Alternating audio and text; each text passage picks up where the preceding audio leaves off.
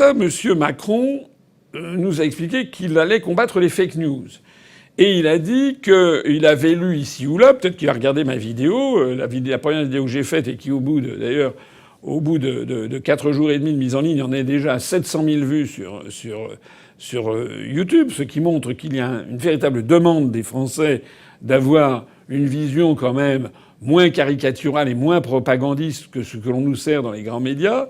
Eh bien, M. Macron nous a dit que c'était pas vrai, que c'était pas de la faute de l'OTAN, que l'OTAN n'avait pas de base militaire en Ukraine. Cette guerre n'est pas un conflit entre l'OTAN et l'Occident d'une part et la Russie d'autre part, comme certains peuvent l'écrire. Il n'y a pas de troupes ni de base de l'OTAN en Ukraine. Ce sont des mensonges. Mais moi, en tout cas, je n'ai jamais dit que l'OTAN avait des bases militaires en Ukraine. Mais le problème, il n'est pas là. Le problème, c'est que l'OTAN a bien l'objectif d'installer, le moment venu, des bases militaires en Ukraine. De la même façon que l'OTAN a installé des bases militaires, soit l'OTAN, soit les États-Unis, soit les deux, ont installé des bases militaires en Estonie, où d'ailleurs les Français sont présents avec 300 soldats, des chars Leclerc, des engins blindés, sans qu'on ait jamais demandé d'ailleurs au peuple français son avis sur ce qu'il pensait que nous envoyions du matériel militaire et des soldats à 250 km de Saint-Pétersbourg.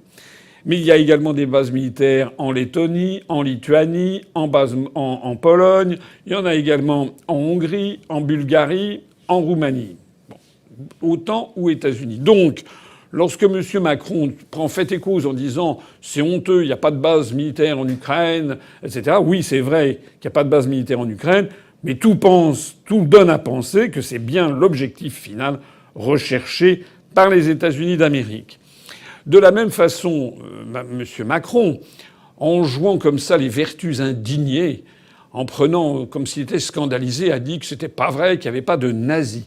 Cette guerre est encore moins, comme une propagande insoutenable voudrait le faire penser, une lutte contre le nazisme. C'est un mensonge. Il n'y a pas de nazis, M. Macron, en Ukraine. Mais allez regarder tout simplement TF1. TF1 qui a fait un débunkage il y a quelques jours qui est assez extraordinaire, puisque à lire le titre, on a l'impression, ils disent l'extrême droite en France dénonce la présence de néo-nazis en Ukraine, que faut-il y voir? Donc a priori, on a l'impression que ça va être débunké, comme on dit. Et puis quand vous lisez l'article, vous apercevez qu'en fait c'est confirmé. C'est confirmé. Il y a en Ukraine des partis qui flirtent avec le néonazisme. Je pense au parti Svoboda, qui veut dire liberté, c'est un peu un oxymore. Je pense au parti qui s'appelle Pravi Sector, ce qui veut dire secteur droit. Je pense surtout au régiment Azov. J'y ai consacré d'ailleurs une série de tweets récemment. Dans le régiment Azov, d'après le débunkage de TF1, il y aurait seulement 20% des soldats qui seraient néo-nazis. Il paraît que c'est formidable, ça serait très bien. J'ajoute que d'ailleurs, ça n'est pas le seul cas. Il faudrait que M. Macron nous dise ce qu'il pense, par exemple, de cette couverture du Times of Israel, qui s'était indigné il y a en 2016 de cette photo que vous voyez dans un centre commercial de Kiev, où l'on voit, à l'occasion d'une parade commerciale, un drapeau nazi mais géant, du style 4 mètres par 3, qui trône au milieu d'un escalier public. J'aimerais que M. Macron nous dise ce qu'il en pense. J'aimerais que M. Macron nous dise ce qu'il pense du fait que l'avenue de Moscou à Kiev a été rebaptisée il y a un an ou deux, a été rebaptisée avenue Stepan Bandera. Stepan Bandera, c'était le chef des collabos ukrainiens avec les nazis.